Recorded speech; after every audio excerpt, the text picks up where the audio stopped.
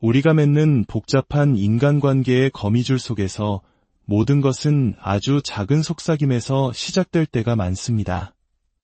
나를 겨냥한 농담, 갑자기 싸늘해진 분위기, 필요 이상으로 길어지는 시선, 혹은 그 미소 뒤에 숨겨진 어두운 감정의 그림자 같은 것들 말입니다. 대부분의 사람들은 이런 순간들을 그저 무시해버립니다. 대수롭지 않게 여기고 반응할 가치조차 없다고 스스로를 다독이죠. 하지만 그 무례함은 반드시 다시 찾아옵니다. 이전보다 더 크게, 더 날카롭게, 그리고 더 많은 사람들 앞에서 말입니다. 마침내 무언가 잘못되었다고 느끼고 대응해야겠다고 결심했을 때 상황은 이미 돌이킬 수 없게 된 후일 때가 많습니다.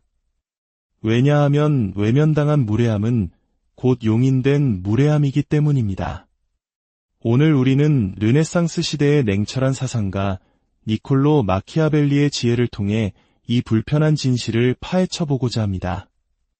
권력과 평판, 그리고 지배력이 모든 것을 결정하던 세상에서 그는 존중이란 노력해서 얻는 것이 아니라 단호하게 지켜내야 하는 것이라고 역설했습니다. 누군가 당신에게 무례하게 행동했을 때 당신의 다음 행동 하나가 모든 것을 결정합니다. 그 사람이 당신을 어떻게 생각하게 될지뿐만 아니라 그 상황을 지켜보는 모든 사람들이 앞으로 당신을 어떻게 대해야 할지를 배우게 되는 중요한 순간인 것입니다. 이야기를 본격적으로 시작하기에 앞서 인간의 심리와 관계에 대한 깊이 있는 탐구에 공감하신다면 잠시 시간을 내어 구독과 좋아요를 눌러주시면 감사하겠습니다. 여러분의 작은 지지는 저희가 더 의미 있는 이야기를 세상에 전할 수 있는 큰 힘이 됩니다. 이 채널을 통해 전달되는 지혜가 여러분의 삶에 긍정적인 빛이 되기를 기원합니다. 무례함은 처음에는 개인적인 감정에서 비롯되지 않는 경우가 많습니다. 그것은 일종의 시험입니다. 상대방이 당신의 경계선이 어디까지인지를 떠보는 행동이죠. 만약 당신이 이 시험에서 실패한다면 당신은 단순히 약한 사람으로 낙인 찍히는 것을 넘어 앞으로도 계속 무시해도 안전한 사람으로 분류되고 맙니다. 그렇다면 누군가 당신을 무시했을 때 우리는 어떻게 해야 할까요? 나중이 아닙니다.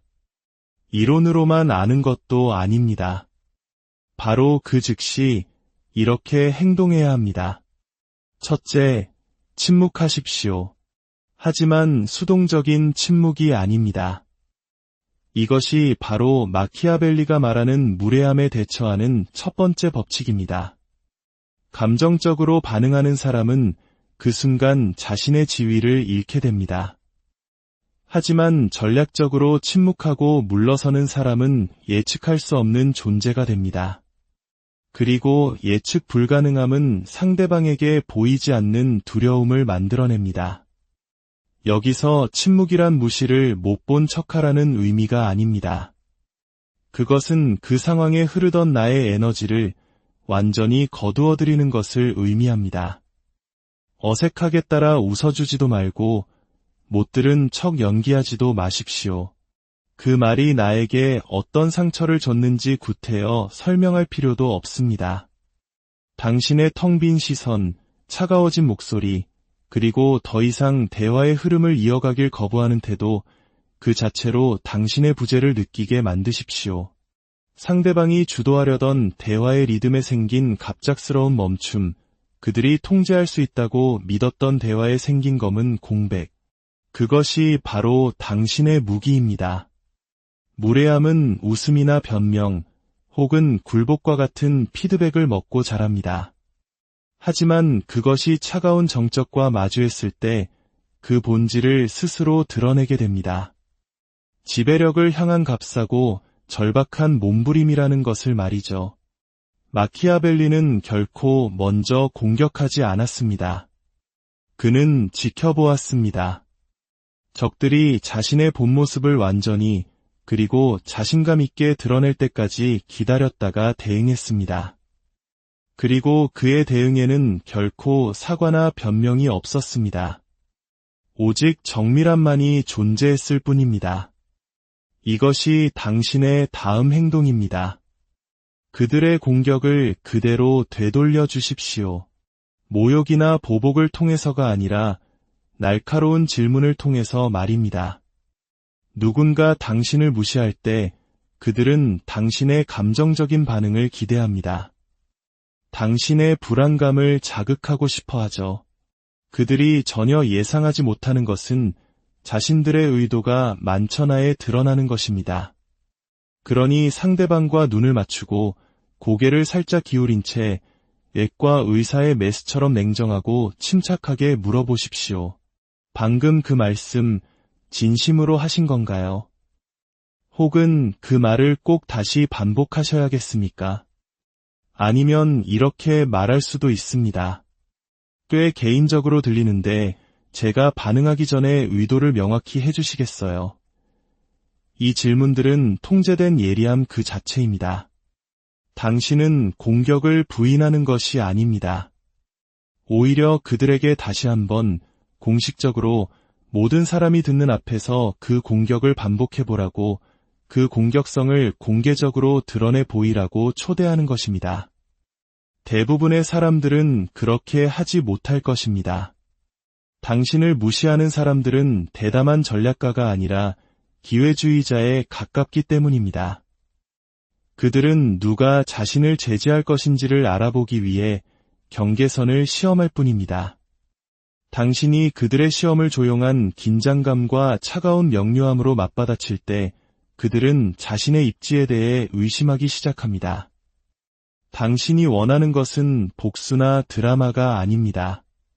바로 그 의심입니다. 타인에게 의심을 품게 하는 사람, 자신 앞에서 사람들을 머뭇거리게 만들고 말을 고르게 만드는 사람은 굳이 존중을 요구할 필요가 없습니다. 존중은 그 사람에게서 자연스럽게 뿜어져 나옵니다. 하지만 게임은 여기서 더 깊어집니다. 대부분의 사람들은 한 번의 대립은 감당할 수 있습니다. 그러나 그들이 감당하지 못하는 것은 일관성입니다. 누군가 당신을 한 번 무시했을 때 당신이 잘 대처했다면 그것은 훌륭합니다. 하지만 그들이 당신의 방어에 아직 틈이 있다고 느낀다면, 당신의 에너지가 다시 부드러워졌다고 감지한다면 그들은 반드시 다시 경계선을 시험할 것입니다. 그래서 세 번째 단계는 바로 이것입니다. 관계를 즉시 재정립하십시오. 아무 일 없었다는 듯이 평상시로 돌아가서는 안 됩니다. 당신은 말하는 방식, 행동하는 방식, 그리고 당신에게 접근할 수 있는 허용 범위를 통해 새로운 선을 그려야 합니다. 마키아벨리는 정당하고 시의적절한 공개적 처벌이 위협을 끝낼 뿐만 아니라 그 자리에 있는 모든 사람을 교육시키는 효과가 있다고 말했습니다. 만약 무례함이 다른 사람들 앞에서 일어났다면 당신의 새로운 태도가 그 어떤 말대꾸보다 더 크게 울려 퍼지게 하십시오. 당신의 온기를 거두십시오. 당신의 언어를 날카롭게 다듬으십시오. 그들의 제안을 거절하십시오. 이 변화를 굳이 선언할 필요는 없습니다. 그들이 온몸으로 느끼게 하십시오. 이것이 바로 존중받는 사람과 무시당하는 사람을 가르는 결정적인 차이입니다. 이것은 위협을 통한 지배가 아닙니다. 원칙을 통한 존재감의 확립입니다. 당신은 그 방 안의 모든 사람에게 보여준 것입니다. 나는 그런 대우를 용납하지 않는 사람이다. 그리고 당신을 편안하게 해주기 위해 내 자신을 설명하지 않을 것이다. 이제 그 공간의 사회적 흐름은 다르게 흘러갑니다. 다른 사람들은 주목하기 시작하고 조심스러워집니다. 당신의 이름은 이제 그들이 더 신중하게, 덜 쉽게 입에 올리는 이름이 됩니다. 왜냐하면 결코 무시당할 수 없는 사람은 가장 목소리가 큰 사람이 아니기 때문입니다. 무례함이 발생하는 바로 그 순간 무엇을 해야 할지 정확히 아는 사람입니다. 소음이 아닌 통제된 침묵으로, 꿰뚫는 명료함으로 그리고 자기 존중보다 편안함을 더 중요하게 여기길 단호히 거부하는 태도로 말입니다. 그렇게 당신은 무례함이 시작되기도 전에 그것을 끝내는 법을 배우게 됩니다. 분노나 자존심이 아니라 상대가 전혀 예상하지 못했던 것, 즉 절제, 거리감, 그리고 공간에 대한 완전한 장악력으로 말입니다. 무례함은 결코 고립된 사건이 아닙니다. 그것은 신호이자 탐색이며 당신이 밀어내기 전까지 얼마나 멀리 갈 수 있는지 알아보려는 계산된 시험입니다. 일단 당신이 유머로 위장된 모욕, 미묘한 묵살, 또는 독이든 가짜 칭찬과 같은 단 한 번의 침해를 허용하면 당신은 그 방에 있는 모든 사람에게 당신의 침묵이 얼마나 값싼 것인지를 가르친 셈이 됩니다. 마키아벨리였다면 이렇게 말했을 겁니다. 일단 사람들이 당신을 침해하기 쉬운 상대로 보기 시작하면 통제력을 되찾는 데는 2배의 노력이 든다. 그렇다면 첫 번째 충돌 이후 당신이 감정 없이 침묵으로 순간을 장악하고 거리를 둔 후에 일어나는 일들은 훨씬 더 중요합니다. 사람들은 경계선을 다시 시험할 것이기 때문입니다. 같은 방식이 아니라 더 교묘하고 파괴적인 방식으로 말입니다. 그들은 당신이 진심이었는지 확인하고 싶어 합니다. 이번에는 미소를 지으며 농담을 던질 것입니다. 당신을 결정해서 배제하고는 실수였다고 말할 것입니다. 수동 공격적인 말을 던지고는 당신의 얼굴에서 아주 작은 망설임이 흔들림이라도 있는지 지켜볼 것입니다. 바로 그때 당신은 2번째 수를 둬야 합니다. 불균형적인 결과를 통해 당신의 원칙을 강화하는 것입니다. 마키아벨리의 철학은 공정함이 아니라 효과성에 기반을 두고 있었습니다. 그는 오늘날 소수의 사람들만이 받아들이려는 진실을 이해했습니다. 처벌이 위반 행위와 동등하다면 그것은 잊혀지기 쉽습니다. 하지만 처벌이 위반 행위보다 크다면 그것은 결코 잊을 수 없는 것이 됩니다. 당신은 감정적으로 반응하는 것이 아닙니다. 당신은 메시지를 보내는 것입니다. 나를 가지고 2번 장난칠 수는 없다는 메시지를 말입니다. 그래서 그들이 다시 선을 넘으면 당신은 더 목소리를 높이는 것이 아니라 더 차가워져야 합니다. 그들이 공개적으로 실수를 저질렀다면 당신도 공개적으로, 그러나 전략적으로 메시지를 돌려주십시오. 모욕이 아닌 외과 수술과 같은 정밀한 거절을 통해서 말입니다. 그들이 무례한 말을 던지면 당신은 잠시 말을 멈추고 그들의 눈을 똑바로 쳐다본 다음 그들을 무시하고 나머지 사람들에게 말을 거십시오. 그들이 당신에게 질문을 하면 단 한 단어로 대답한 뒤 다른 곳으로 시선을 돌리십시오. 그들이 당신의 온기를 되찾으려 애쓴다면 당신은 그들에게 사회적으로 굳게 닫힌 문을 보여주십시오. 예에 바르지만 형식적이고 거리가 느껴지는 태도를 말입니다. 이것은 공격이 아니라 제거입니다. 당신은 그들을 패배시키려는 것이 아닙니다. 당신은 훨씬 더 소름 끼치는 것을 증명하고 있는 것입니다. 그들은 당신에게 접근할 권한을 잃었다는 사실을 말입니다. 그것이 사람들에게 가장 큰 상처를 줍니다. 모욕을 당하는 것보다 한때는 자신을 인정해주던 사람에게 완전히 무시당하는 것. 대부분의 사람들은 바로 이 지점에서 실패합니다. 그들은 사랑받고 싶어하고 상황을 원만하게 만들고 싶어합니다. 더 큰 사람이 되는 것이 존경을 가져다 줄 것이라고 믿고 싶어하죠.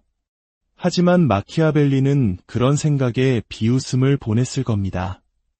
존중은 용서를 통해 얻어지는 것이 아니라 분노가 아닌 침묵으로 전달되는 계산된 결과를 통해 얻어지는 것이기 때문입니다.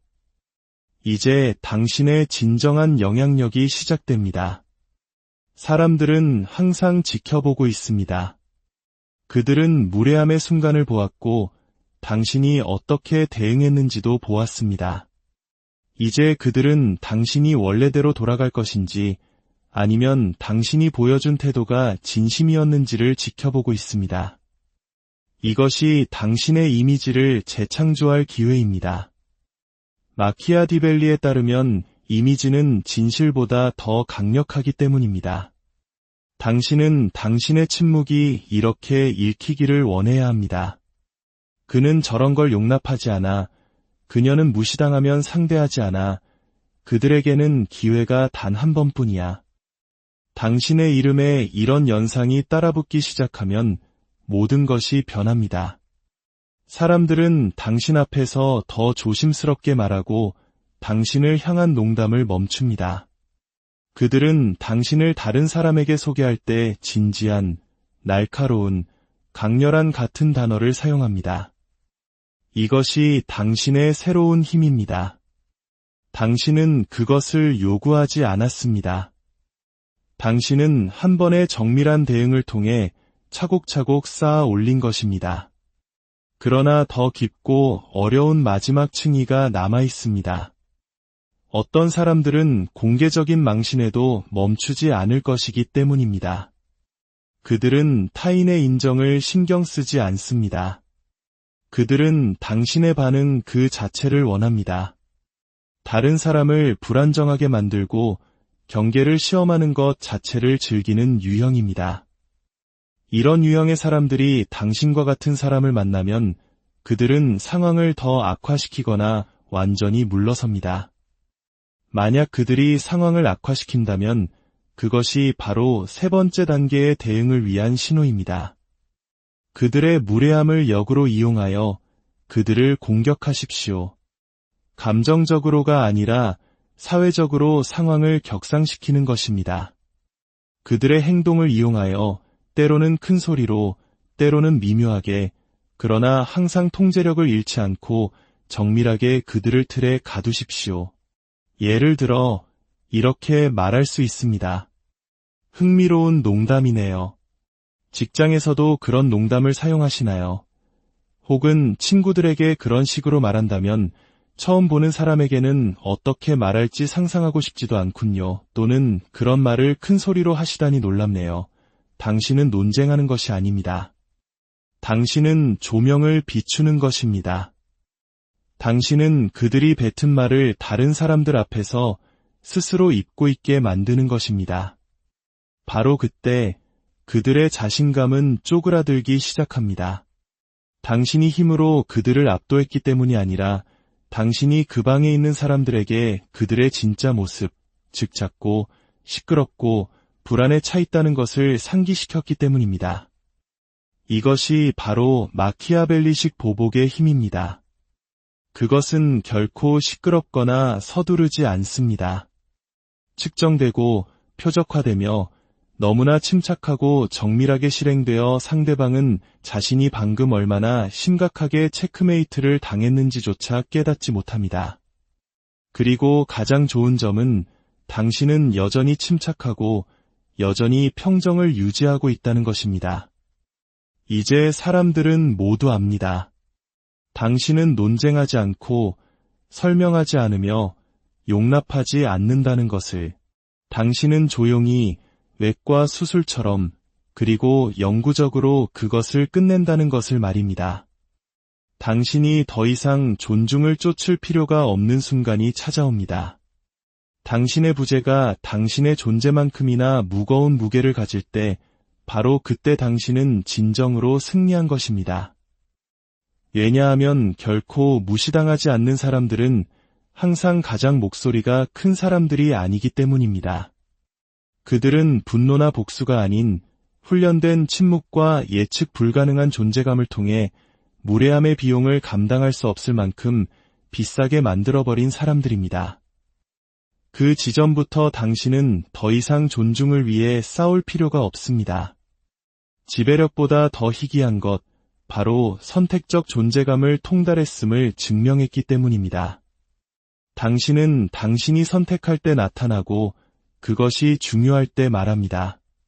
그리고 당신이 대화에서든 관계에서든 떠날 때 그들은 당신의 빈자리를 뼈저리게 느낍니다. 그러니 그들이 말하게 두십시오. 추측하게 두고 당신이 다음에 무엇을 할지 궁금해하게 만드십시오. 그들은 이미 답을 알고 있기 때문입니다. 만약 그들이 선을 넘는다면 당신은 설명하거나 논쟁하거나 쫓아가지 않을 것입니다. 당신은 그저 조용히 사라질 것입니다. 그리고 그 침묵은 그 어떤 말대꾸보다 더 크게 우리가 맺는 복잡한 인간관계의 거미줄 속에서 모든 것은 아주 작은 속삭임에서 시작될 때가 많습니다. 나를 겨냥한 농담, 갑자기 싸늘해진 분위기, 필요 이상으로 길어지는 시선, 혹은 그 미소 뒤에 숨겨진 어두운 감정의 그림자 같은 것들 말입니다.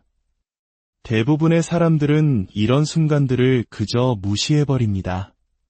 대수롭지 않게 여기고 반응할 가치조차 없다고 스스로를 다독이죠. 하지만 그 무례함은 반드시 다시 찾아옵니다. 이전보다 더 크게, 더 날카롭게, 그리고 더 많은 사람들 앞에서 말입니다. 마침내 무언가 잘못되었다고 느끼고 대응해야겠다고 결심했을 때 상황은 이미 돌이킬 수 없게 된 후일 때가 많습니다. 왜냐하면 외면당한 무례함은 곧 용인된 무례함이기 때문입니다. 오늘 우리는 르네상스 시대의 냉철한 사상가 니콜로 마키아벨리의 지혜를 통해 이 불편한 진실을 파헤쳐보고자 합니다. 권력과 평판, 그리고 지배력이 모든 것을 결정하던 세상에서 그는 존중이란 노력해서 얻는 것이 아니라 단호하게 지켜내야 하는 것이라고 역설했습니다. 누군가 당신에게 무례하게 행동했을 때 당신의 다음 행동 하나가 모든 것을 결정합니다. 그 사람이 당신을 어떻게 생각하게 될지뿐만 아니라 그 상황을 지켜보는 모든 사람들이 앞으로 당신을 어떻게 대해야 할지를 배우게 되는 중요한 순간인 것입니다. 이야기를 본격적으로 시작하기에 앞서 인간의 심리와 관계에 대한 깊이 있는 탐구에 공감하신다면 잠시 시간을 내어 구독과 좋아요를 눌러주시면 감사하겠습니다. 여러분의 작은 지지는 저희가 더 의미 있는 이야기를 세상에 전할 수 있는 큰 힘이 됩니다. 이 채널을 통해 전달되는 지혜가 여러분의 삶에 긍정적인 빛이 되기를 기원합니다. 무례함은 처음에는 개인적인 감정에서 비롯되지 않는 경우가 많습니다. 그것은 일종의 시험입니다.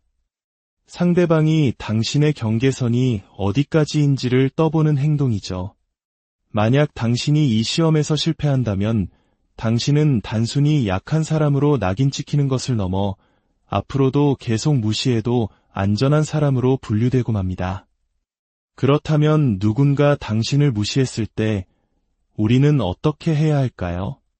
나중이 아닙니다. 이론으로만 아는 것도 아닙니다. 바로 그 즉시 이렇게 행동해야 합니다. 첫째, 침묵하십시오. 하지만 수동적인 침묵이 아닙니다. 이것이 바로 마키아벨리가 말하는 무례함에 대처하는 첫 번째 법칙입니다. 감정적으로 반응하는 사람은 그 순간 자신의 지위를 잃게 됩니다. 하지만 전략적으로 침묵하고 물러서는 사람은 예측할 수 없는 존재가 됩니다. 그리고 예측 불가능함은 상대방에게 보이지 않는 두려움을 만들어냅니다. 여기서 침묵이란 무시를 못 본 척하라는 의미가 아닙니다. 그것은 그 상황에 흐르던 나의 에너지를 완전히 거두어들이는 것을 의미합니다. 어색하게 따라 웃어주지도 말고 못 들은 척 연기하지도 마십시오. 그 말이 나에게 어떤 상처를 줬는지 구태여 설명할 필요도 없습니다. 당신의 텅 빈 시선, 차가워진 목소리, 그리고 더 이상 대화의 흐름을 이어가길 거부하는 태도, 그 자체로 당신의 부재를 느끼게 만드십시오. 상대방이 주도하려던 대화의 리듬에 생긴 갑작스러운 멈춤, 그들이 통제할 수 있다고 믿었던 대화에 생긴 검은 공백. 그것이 바로 당신의 무기입니다. 무례함은 웃음이나 변명, 혹은 굴복과 같은 피드백을 먹고 자랍니다. 하지만 그것이 차가운 정적과 마주했을 때 그 본질을 스스로 드러내게 됩니다. 지배력을 향한 값싸고 절박한 몸부림이라는 것을 말이죠. 마키아벨리는 결코 먼저 공격하지 않았습니다. 그는 지켜보았습니다. 적들이 자신의 본 모습을 완전히 그리고 자신감 있게 드러낼 때까지 기다렸다가 대응했습니다. 그리고 그의 대응에는 결코 사과나 변명이 없었습니다. 오직 정밀함만이 존재했을 뿐입니다. 이것이 당신의 다음 행동입니다. 그들의 공격을 그대로 되돌려 주십시오. 모욕이나 보복을 통해서가 아니라 날카로운 질문을 통해서 말입니다. 누군가 당신을 무시할 때 그들은 당신의 감정적인 반응을 기대합니다. 당신의 불안감을 자극하고 싶어 하죠. 그들이 전혀 예상하지 못하는 것은 자신들의 의도가 만천하에 드러나는 것입니다. 그러니 상대방과 눈을 맞추고 고개를 살짝 기울인 채 예과 의사의 메스처럼 냉정하고 침착하게 물어보십시오. 방금 그 말씀 진심으로 하신 건가요? 혹은 그 말을 꼭 다시 반복하셔야겠습니까? 아니면 이렇게 말할 수도 있습니다. 꽤 개인적으로 들리는데 제가 반응하기 전에 의도를 명확히 해주시겠어요? 이 질문들은 통제된 예리함 그 자체입니다. 당신은 공격을 부인하는 것이 아닙니다. 오히려 그들에게 다시 한번 공식적으로 모든 사람이 듣는 앞에서 그 공격을 반복해보라고, 그 공격성을 공개적으로 드러내 보이라고 초대하는 것입니다. 대부분의 사람들은 그렇게 하지 못할 것입니다. 당신을 무시하는 사람들은 대담한 전략가가 아니라 기회주의자에 가깝기 때문입니다. 그들은 누가 자신을 제지할 것인지를 알아보기 위해 경계선을 시험할 뿐입니다. 당신이 그들의 시험을 조용한 긴장감과 차가운 명료함으로 맞받아칠 때 그들은 자신의 입지에 대해 의심하기 시작합니다. 당신이 원하는 것은 복수나 드라마가 아닙니다. 바로 그 의심입니다. 타인에게 의심을 품게 하는 사람, 자신 앞에서 사람들을 머뭇거리게 만들고 말을 고르게 만드는 사람은 굳이 존중을 요구할 필요가 없습니다. 존중은 그 사람에게서 자연스럽게 뿜어져 나옵니다. 하지만 게임은 여기서 더 깊어집니다. 대부분의 사람들은 한 번의 대립은 감당할 수 있습니다. 그러나 그들이 감당하지 못하는 것은 일관성입니다. 누군가 당신을 한번 무시했을 때 당신이 잘 대처했다면 그것은 훌륭합니다. 하지만 그들이 당신의 방어에 아직 틈이 있다고 느낀다면, 당신의 에너지가 다시 부드러워졌다고 감지한다면 그들은 반드시 다시 경계선을 시험할 것입니다. 그래서 세 번째 단계는 바로 이것입니다. 관계를 즉시 재정립하십시오. 아무 일 없었다는 듯이 평상시로 돌아가서는 안 됩니다. 당신은 말하는 방식, 행동하는 방식, 그리고 당신에게 접근할 수 있는 허용 범위를 통해 새로운 선을 그려야 합니다. 마키아벨리는 정당하고 시의적절한 공개적 처벌이 위협을 끝낼 뿐만 아니라 그 자리에 있는 모든 사람을 교육시키는 효과가 있다고 말했습니다. 만약 무례함이 다른 사람들 앞에서 일어났다면 당신의 새로운 태도가 그 어떤 말대꾸보다 더 크게 울려 퍼지게 하십시오. 당신의 온기를 거두십시오. 당신의 언어를 날카롭게 다듬으십시오. 그들의 제안을 거절하십시오.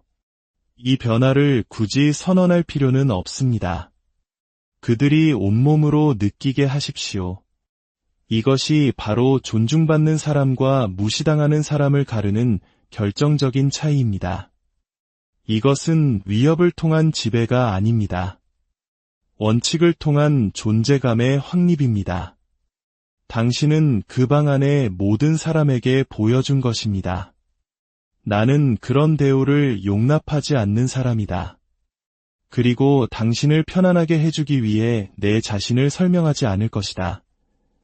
이제 그 공간의 사회적 흐름은 다르게 흘러갑니다.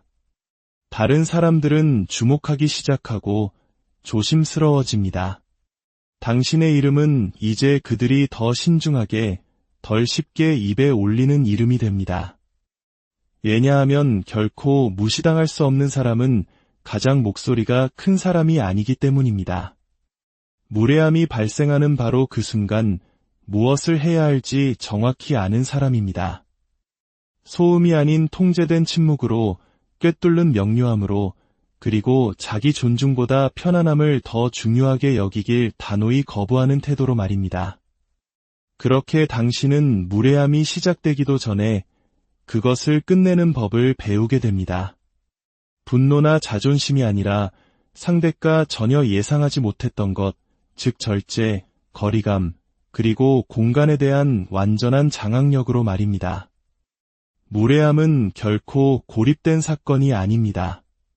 그것은 신호이자 탐색이며 당신이 밀어내기 전까지 얼마나 멀리 갈 수 있는지 알아보려는 계산된 시험입니다. 일단 당신이 유머로 위장된 모욕, 미묘한 묵살, 또는 독이든 가짜 칭찬과 같은 단 한 번의 침해를 허용하면 당신은 그 방에 있는 모든 사람에게 당신의 침묵이 얼마나 값싼 것인지를 가르친 셈이 됩니다.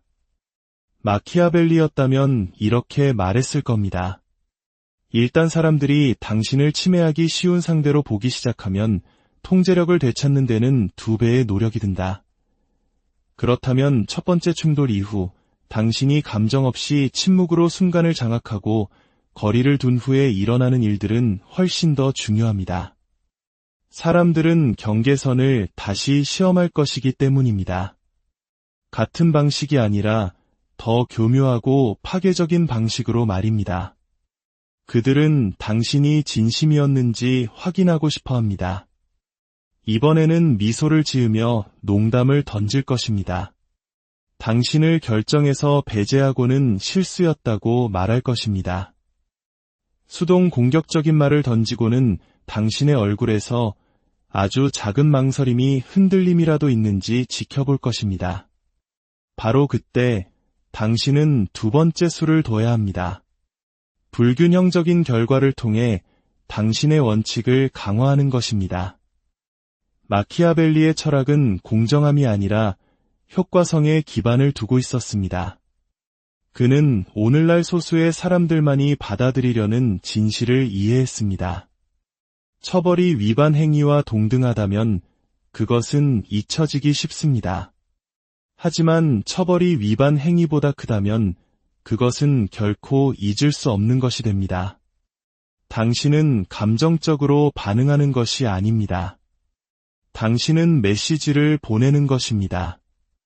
나를 가지고 2번 장난칠 수는 없다는 메시지를 말입니다.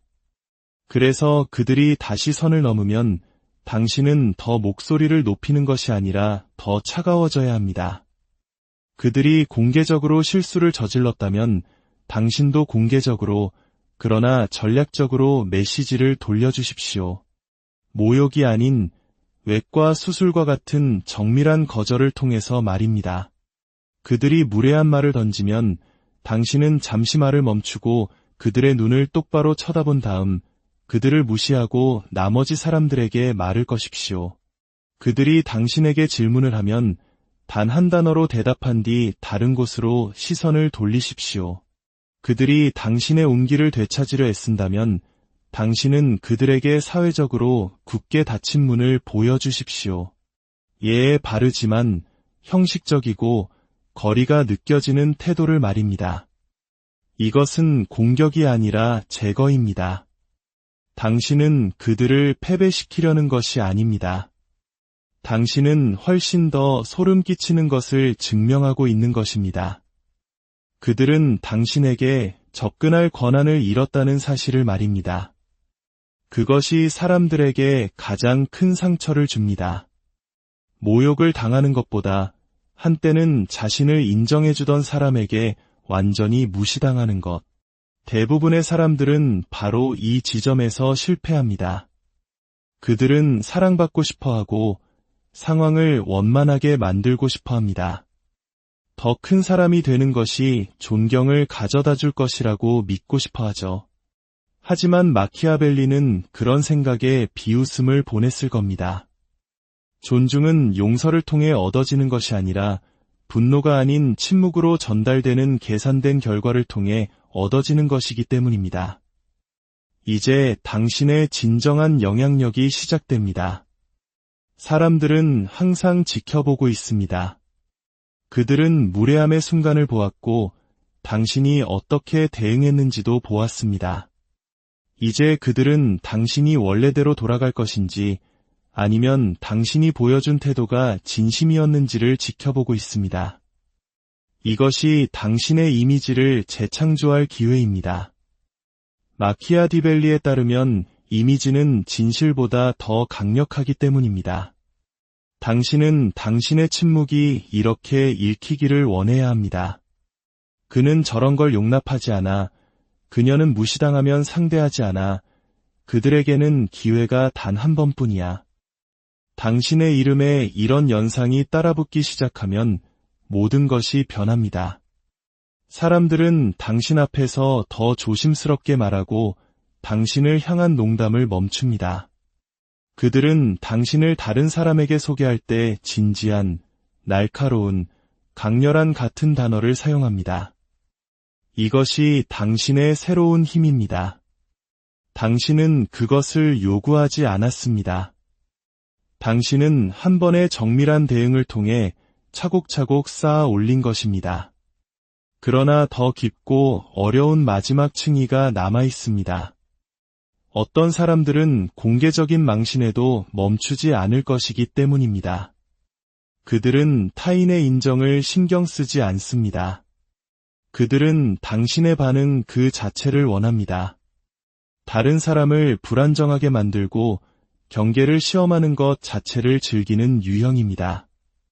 이런 유형의 사람들이 당신과 같은 사람을 만나면 그들은 상황을 더 악화시키거나 완전히 물러섭니다. 만약 그들이 상황을 악화시킨다면 그것이 바로 세 번째 단계의 대응을 위한 신호입니다. 그들의 무례함을 역으로 이용하여 그들을 공격하십시오. 감정적으로가 아니라 사회적으로 상황을 격상시키는 것입니다. 그들의 행동을 이용하여 때로는 큰 소리로, 때로는 미묘하게, 그러나 항상 통제력을 잃지 않고 정밀하게 그들을 틀에 가두십시오. 예를 들어 이렇게 말할 수 있습니다. 흥미로운 농담이네요. 직장에서도 그런 농담을 사용하시나요? 혹은 친구들에게 그런 식으로 말한다면 처음 보는 사람에게는 어떻게 말할지 상상하고 싶지도 않군요. 또는 그런 말을 큰 소리로 하시다니 놀랍네요. 당신은 논쟁하는 것이 아닙니다. 당신은 조명을 비추는 것입니다. 당신은 그들이 뱉은 말을 다른 사람들 앞에서 스스로 입고 있게 만드는 것입니다. 바로 그때 그들의 자신감은 쪼그라들기 시작합니다. 당신이 힘으로 그들을 압도했기 때문이 아니라 당신이 그 방에 있는 사람들에게 그들의 진짜 모습, 즉 작고 시끄럽고 불안에 차 있다는 것을 상기시켰기 때문입니다. 이것이 바로 마키아벨리식 보복의 힘입니다. 그것은 결코 시끄럽거나 서두르지 않습니다. 측정되고 표적화되며 너무나 침착하고 정밀하게 실행되어 상대방은 자신이 방금 얼마나 심각하게 체크메이트를 당했는지조차 깨닫지 못합니다. 그리고 가장 좋은 점은 당신은 여전히 침착하고 여전히 평정을 유지하고 있다는 것입니다. 이제 사람들은 모두 압니다. 당신은 논쟁하지 않고 설명하지 않으며 용납하지 않는다는 것을. 당신은 조용히 외과 수술처럼 그리고 영구적으로 그것을 끝낸다는 것을 말입니다. 당신이 더 이상 존중을 쫓을 필요가 없는 순간이 찾아옵니다. 당신의 부재가 당신의 존재만큼이나 무거운 무게를 가질 때 바로 그때 당신은 진정으로 승리한 것입니다. 왜냐하면 결코 무시당하지 않는 사람들은 항상 가장 목소리가 큰 사람들이 아니기 때문입니다. 그들은 분노나 복수가 아닌 훈련된 침묵과 예측 불가능한 존재감을 통해 무례함의 비용을 감당할 수 없을 만큼 비싸게 만들어버린 사람들입니다. 그 지점부터 당신은 더 이상 존중을 위해 싸울 필요가 없습니다. 지배력보다 더 희귀한 것, 바로 선택적 존재감을 통달했음을 증명했기 때문입니다. 당신은 당신이 선택할 때 나타나고 그것이 중요할 때 말합니다. 그리고 당신이 대화에서든 관계에서든 떠날 때 그들은 당신의 빈자리를 뼈저리게 느낍니다. 그러니 그들이 말하게 두십시오. 추측하게 두고 당신이 다음에 무엇을 할지 궁금해하게 만드십시오. 그들은 이미 답을 알고 있기 때문입니다. 만약 그들이 선을 넘는다면 당신은 설명하거나 논쟁하거나 쫓아가지 않을 것입니다. 당신은 그저 조용히 사라질 것입니다. 그리고 그 침묵은 그 어떤 말대꾸보다 더 크게 우리가 맺는 복잡한 인간관계의 거미줄 속에서 모든 것은 아주 작은 속삭임에서 시작될 때가 많습니다. 나를 겨냥한 농담, 갑자기 싸늘해진 분위기, 필요 이상으로 길어지는 시선, 혹은 그 미소 뒤에 숨겨진 어두운 감정의 그림자 같은 것들 말입니다. 대부분의 사람들은 이런 순간들을 그저 무시해버립니다. 대수롭지 않게 여기고 반응할 가치조차 없다고 스스로를 다독이죠. 하지만 그 무례함은 반드시 다시 찾아옵니다. 이전보다 더 크게, 더 날카롭게, 그리고 더 많은 사람들 앞에서 말입니다. 마침내 무언가 잘못되었다고 느끼고 대응해야겠다고 결심했을 때 상황은 이미 돌이킬 수 없게 된 후일 때가 많습니다. 왜냐하면 외면당한 무례함은 곧 용인된 무례함이기 때문입니다. 오늘 우리는 르네상스 시대의 냉철한 사상가 니콜로 마키아벨리의 지혜를 통해 이 불편한 진실을 파헤쳐보고자 합니다. 권력과 평판, 그리고 지배력이 모든 것을 결정하던 세상에서 그는 존중이란 노력해서 얻는 것이 아니라 단호하게 지켜내야 하는 것이라고 역설했습니다. 누군가 당신에게 무례하게 행동했을 때 당신의 다음 행동 하나가 모든 것을 결정합니다. 그 사람이 당신을 어떻게 생각하게 될지 뿐만 아니라 그 상황을 지켜보는 모든 사람들이 앞으로 당신을 어떻게 대해야 할지를 배우게 되는 중요한 순간인 것입니다. 이야기를 본격적으로 시작하기에 앞서 인간의 심리와 관계에 대한 깊이 있는 탐구에 공감하신다면 잠시 시간을 내어 구독과 좋아요를 눌러주시면 감사하겠습니다. 여러분의 작은 지지는 저희가 더 의미 있는 이야기를 세상에 전할 수 있는 큰 힘이 됩니다. 이 채널을 통해 전달되는 지혜가 여러분의 삶에 긍정적인 빛이 되기를 기원합니다. 무례함은 처음에는 개인적인 감정에서 비롯되지 않는 경우가 많습니다. 그것은 일종의 시험입니다. 상대방이 당신의 경계선이 어디까지인지를 떠보는 행동이죠. 만약 당신이 이 시험에서 실패한다면 당신은 단순히 약한 사람으로 낙인 찍히는 것을 넘어 앞으로도 계속 무시해도 안전한 사람으로 분류되고 맙니다. 그렇다면 누군가 당신을 무시했을 때 우리는 어떻게 해야 할까요? 나중이 아닙니다. 이론으로만 아는 것도 아닙니다. 바로 그 즉시 이렇게 행동해야 합니다. 첫째, 침묵하십시오. 하지만 수동적인 침묵이 아닙니다. 이것이 바로 마키아벨리가 말하는 무례함에 대처하는 첫 번째 법칙입니다.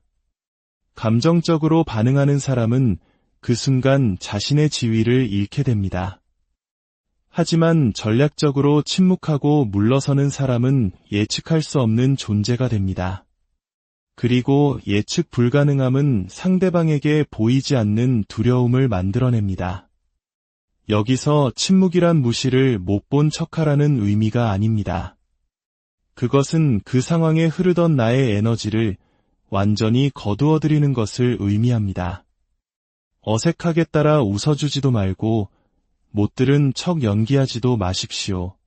그 말이 나에게 어떤 상처를 줬는지 구태여 설명할 필요도 없습니다.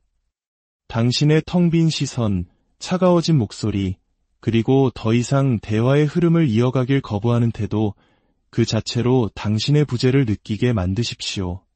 상대방이 주도하려던 대화의 리듬에 생긴 갑작스러운 멈춤, 그들이 통제할 수 있다고 믿었던 대화에 생긴 검은 공백. 그것이 바로 당신의 무기입니다.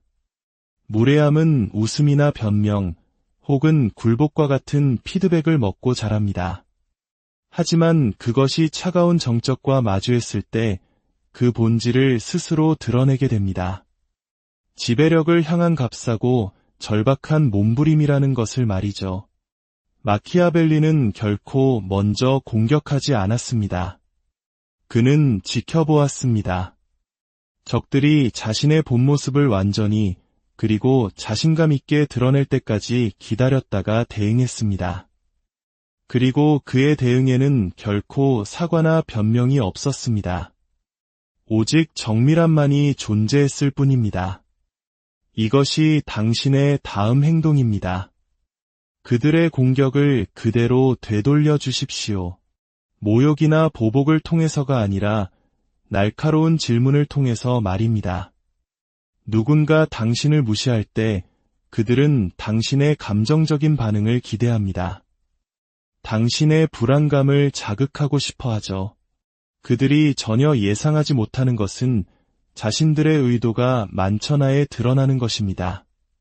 그러니 상대방과 눈을 맞추고 고개를 살짝 기울인 채 예과 의사의 메스처럼 냉정하고 침착하게 물어보십시오. 방금 그 말씀 진심으로 하신 건가요? 혹은 그 말을 꼭 다시 반복하셔야겠습니까? 아니면 이렇게 말할 수도 있습니다.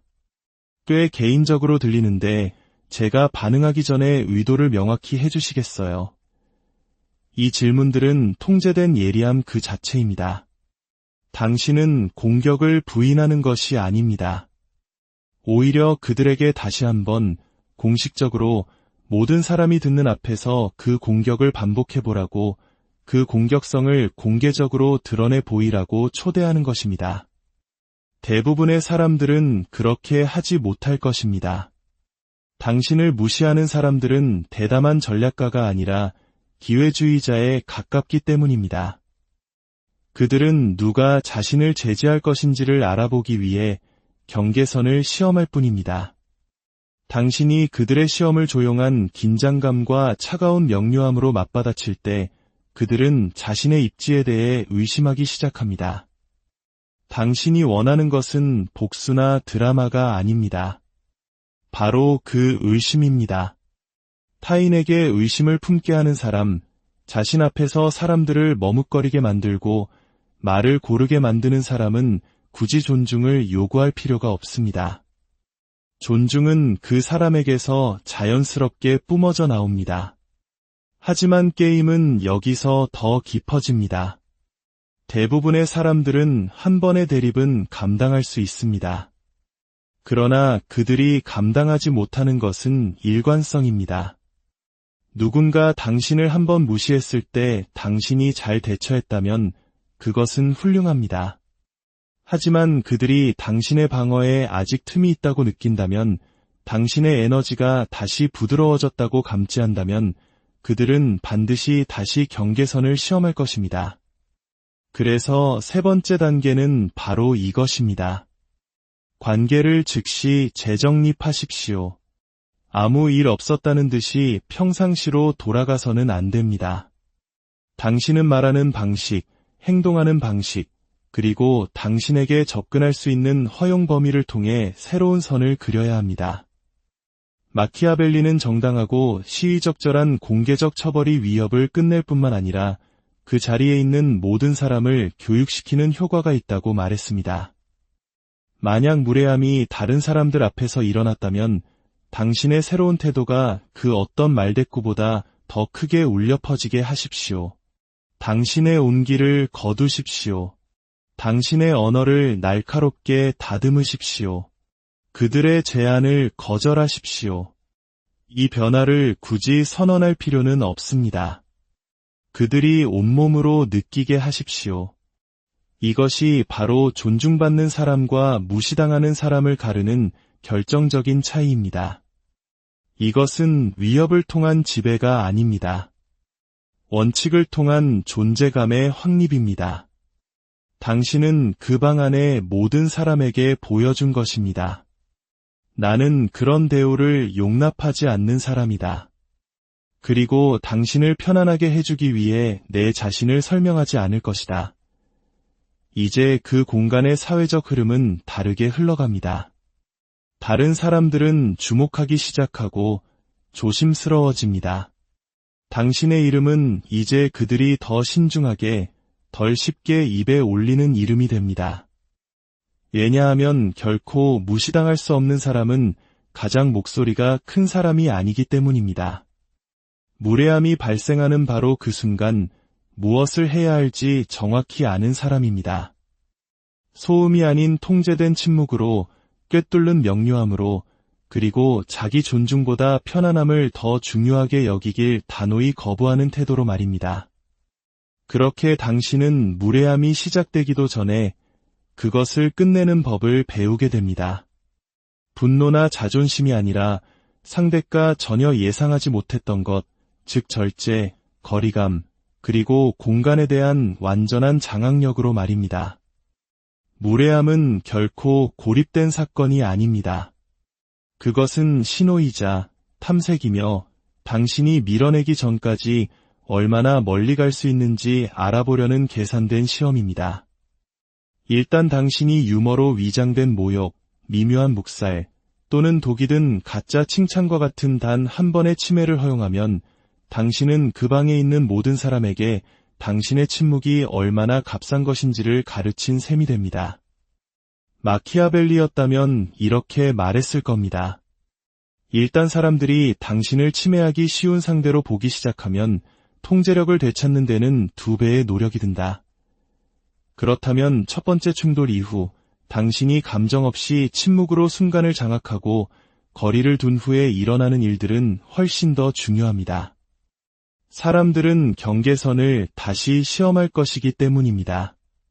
같은 방식이 아니라 더 교묘하고 파괴적인 방식으로 말입니다. 그들은 당신이 진심이었는지 확인하고 싶어 합니다. 이번에는 미소를 지으며 농담을 던질 것입니다. 당신을 결정해서 배제하고는 실수였다고 말할 것입니다. 수동 공격적인 말을 던지고는 당신의 얼굴에서 아주 작은 망설임이 흔들림이라도 있는지 지켜볼 것입니다. 바로 그때 당신은 2번째 수를 둬야 합니다. 불균형적인 결과를 통해 당신의 원칙을 강화하는 것입니다. 마키아벨리의 철학은 공정함이 아니라 효과성에 기반을 두고 있었습니다. 그는 오늘날 소수의 사람들만이 받아들이려는 진실을 이해했습니다. 처벌이 위반 행위와 동등하다면 그것은 잊혀지기 쉽습니다. 하지만 처벌이 위반 행위보다 크다면 그것은 결코 잊을 수 없는 것이 됩니다.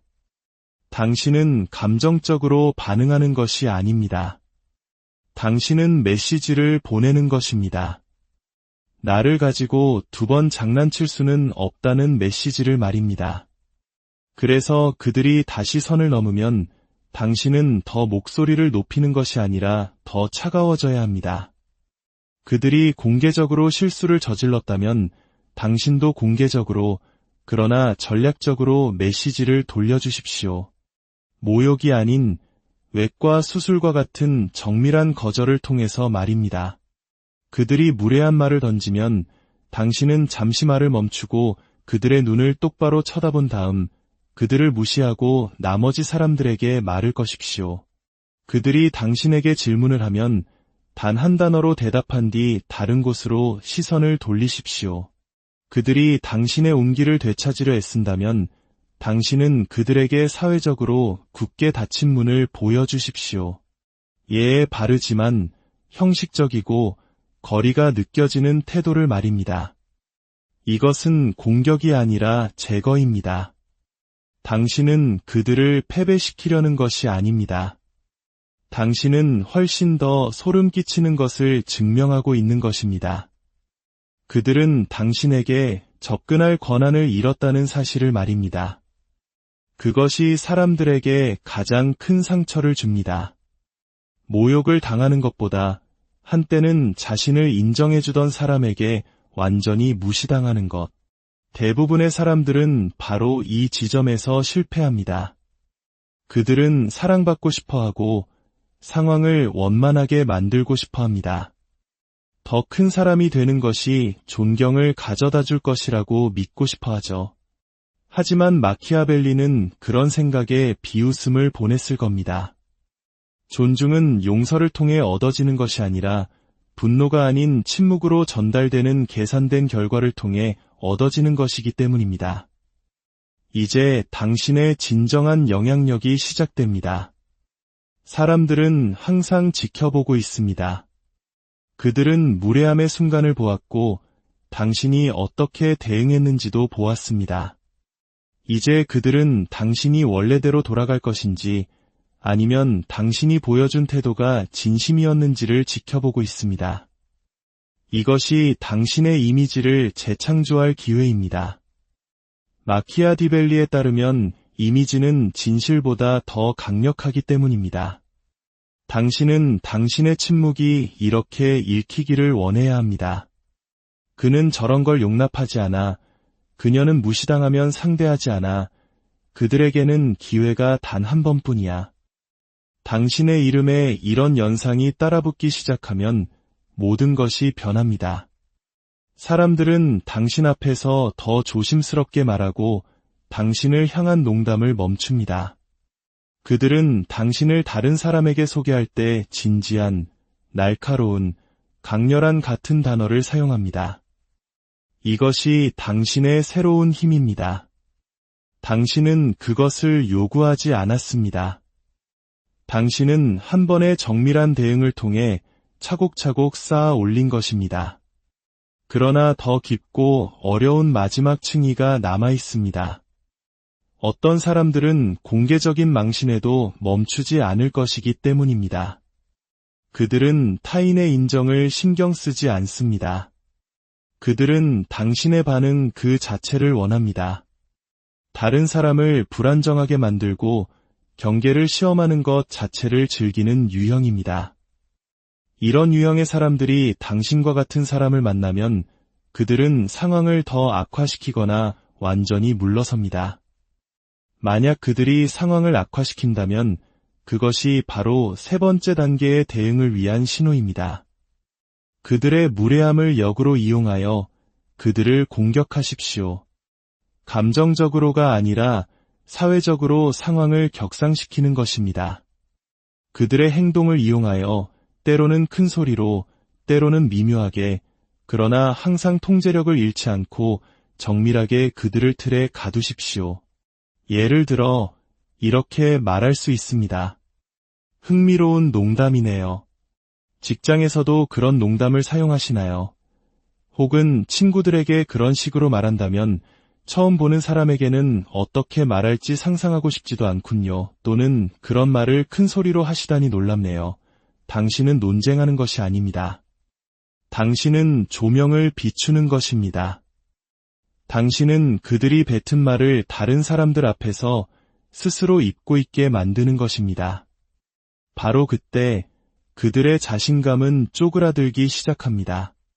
당신이 힘으로 그들을 압도했기 때문이 아니라 당신이 그 방에 있는 사람들에게 그들의 진짜 모습, 즉 작고 시끄럽고 불안에 차 있다는 것을 상기시켰기 때문입니다. 이것이 바로 마키아벨리식 보복의 힘입니다. 그것은 결코 시끄럽거나 서두르지 않습니다. 측정되고 표적화되며 너무나 침착하고 정밀하게 실행되어 상대방은 자신이 방금 얼마나 심각하게 체크메이트를 당했는지조차 깨닫지 못합니다. 그리고 가장 좋은 점은 당신은 여전히 침착하고 여전히 평정을 유지하고 있다는 것입니다. 이제 사람들은 모두 압니다. 당신은 논쟁하지 않고 설명하지 않으며 용납하지 않는다는 것을. 당신은 조용히 외과 수술처럼 그리고 영구적으로 그것을 끝낸다는 것을 말입니다. 당신이 더 이상 존중을 쫓을 필요가 없는 순간이 찾아옵니다. 당신의 부재가 당신의 존재만큼이나 무거운 무게를 가질 때 바로 그때 당신은 진정으로 승리한 것입니다. 왜냐하면 결코 무시당하지 않는 사람들은 항상 가장 목소리가 큰 사람들이 아니